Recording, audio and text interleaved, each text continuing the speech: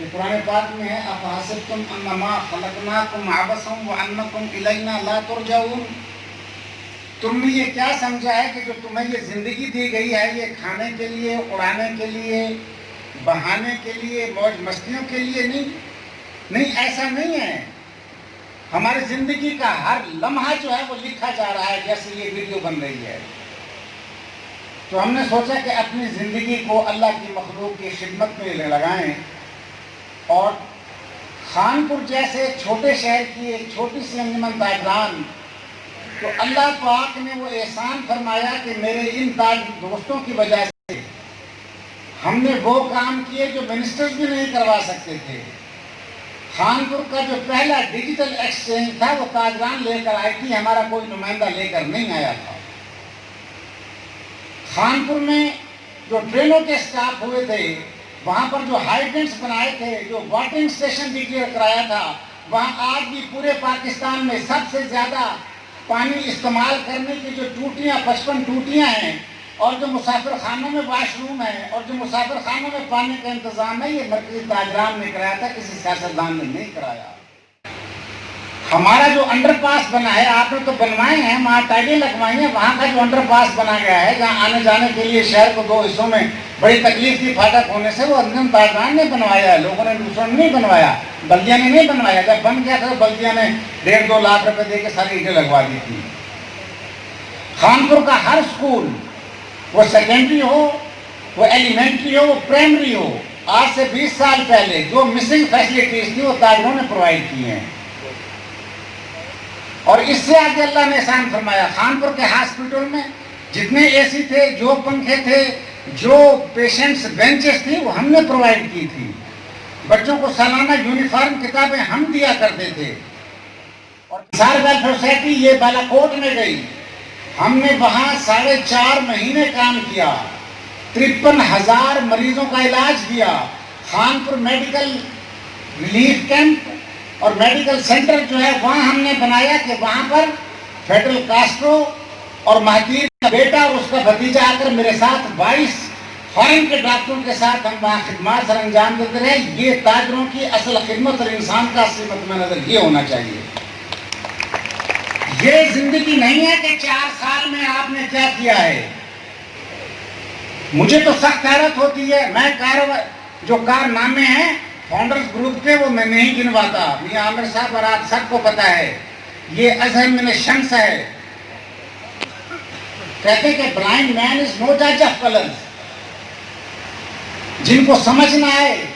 ان کے لیے تو کچھ نہیں کہہ سکتے، لیکن جن کو خدا نے عقل دی ہے وہ سمجھتے ہیں کہ 4 سال میں کیا ہوا۔ میرا ایک سوال تمام لوگوں سے ہے، کارپوریٹ والے ہوں یا ایسوسیٹ والے ہوں،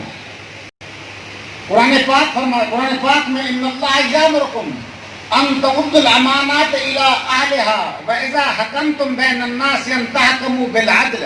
یہ ہم سے سوال ہوگا، آپ جو 5-5 ہزار روپے دیتے ہیں کیوں دیتے ہیں، کس لیے دیتے ہیں؟ میں نمائندگی کر رہا ہوں ایسوسیٹ کلاس کی، میری یہ وہ کلاس ہے میاں صاحب کے جن کے پاس گاڑیاں نہیں ہیں، موٹر سائیکل ہیں، بعض اوقات یہ اپنی دکان پر اور گھروں پر آنے جانے کے لیے کرائے کے موٹر سائیکلوں پر جاتے ہیں، یہ 5-5 ہزار روپیہ آپ کو دیتے ہیں۔ اس سے پہلے 2000 جب تک فاؤنڈر کی یہاں پر برسر اقتدار تھا، ان لوگوں نے کرایہ بھی دیا بلڈنگ کا، حاجی صاحب 50,000 روپے کرایہ تھا، جہاں تک مجھے یاد ہے میاں امتیاز صاحب 50,000 روپے۔ میں فرسٹ ٹائم آیا، میری ایک عادت ہے، پوچھتا ہوں یار کتنا خرچہ ہے، کہاں خرچ ہو رہا ہے، میری کوشش یہ ہوتی ہے کہ کسی اچھے کام میں لگ جائے۔ انہوں نے کہا جی 50,000 روپے کا خرچہ ہے، تو یہ مہینے کا 50,000 بھی خرچ کرتے تھے۔ ان لوگوں نے جو CCB بنایا اس کے لیے 25% انہوں نے دیا، اور اللہ پاک دنیا اور آخرت میں جزائے خیر دے میاں عامر صاحب کو 75% اس کے پیسے انہوں نے دلوائے، اور پورے پاکستان میں کسی چیمبر کو پیسے نہیں ملے۔ یہ اتنی بڑی بلڈنگ بھی بن گئی، اور آج دیکھیں صرف پچھلے 4 سال میں جس بلڈنگ میں آپ کا یہ چیمبر ہے، اگر اس کا کرایہ گن لیا جائے، عبدالسلام صاحب اگر کرایہ گن لیا جائے تو 1 لاکھ روپے مہینہ کرایہ چیمبر کی بلڈنگ کا ہے۔ آپ کہتے ہیں 35 لاکھ کا مقروض ہے، میں کہتا ہوں ان 4 سالوں میں ان 4 سالوں میں اگر صرف کرایہ گنا جائے تو 48 لاکھ روپے چیمبر کا کرایہ کس مد میں خرچ کیا گیا ہے؟ کیوں نہیں پوچھتے آپ لوگ؟ کیا آپ کے پیسے آپ کے بچوں کے لیے نہیں ہیں؟ جو پیسہ انسان کماتا ہے، جہاں وہ خرچ کرتا ہے، جہاں وہ پیسے کا استعمال کرتا ہے، جہاں وہ اپنی زندگی لگاتا ہے، جہاں پر اس نے اپنی جوانی لگائی ہے، جن کاموں میں اس نے اپنی زندگی خرچ کی ہے، اس ایک ایک لمحے کا ہم سے قیامت والے دن سوال ہوگا، اور جب تک ہم ان چیزوں کا جواب نہیں دیں گے اس وقت تک محشر کی زمین ہماری ان پاؤں کو ہرگز نہیں چھوڑے گی۔ یاد رکھیں، خدا ہم سے پوچھے کیا تم نے 5,000 روپیہ سالانہ اس لیے میں تم کو دیتا تھا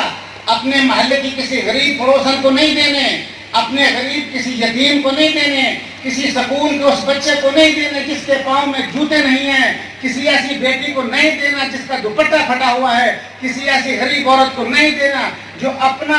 سطر چھپانے کے لیے اپنا برقع لپیٹ کر گھوم رہی ہے اور اس کے برقعے پر مختلف قسم کی سلائیاں لگی ہوئی ہیں۔ آپ نے 5,000 ان کو دینا تھا۔ کسی گروپ کا آدمی ہو، میں کسی کے کردار پر بات نہیں کرتا، میں کسی کی ذات پر بات نہیں کرتا، میں اگر بات کرتا ہوں تو منشور پر بات کرتا ہوں، میں بات کرتا ہوں تو کارکردگی پر کرتا ہوں۔ مجھے یہ بتائیں کہ 5,000 روپے ان پکوڑے اور سموسوں کے لیے اور ان ایسیز کے لیے تھے کہ جو آپ کے بالکونیوں میں کی بنیاد پر ووٹ کا استعمال نہیں کیا تو قیامت والے دن یہ فرق پوچھا جائے گا۔ اس لیے آپ کو اختیار نہیں دے دیا گیا کہ آپ جس کو مرضی بنائیں، کارکردگی کی بنیاد پر بنائیں۔ آپ دیکھیں آپ کا کون قیادت کر سکتا ہے، کس نے بنایا، کس نے سنوارا، کس نے چلایا، کس نے اٹھایا، کس نے چلایا۔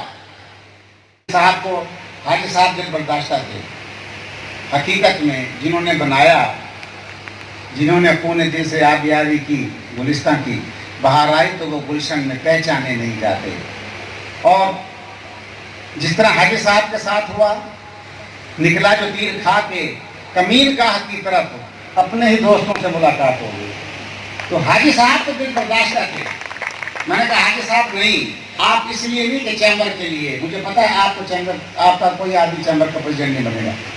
لیکن آپ نے یہاں کے علاقے کی غریب عوام کی بہتری کے لیے، ان کی ترقی کے لیے، ان کے روزگار کے لیے آپ کو آگے آنا ہوگا، اور میں ان کا انتہائی شکر گزار ہوں کہ انہوں نے ہماری اس بات کو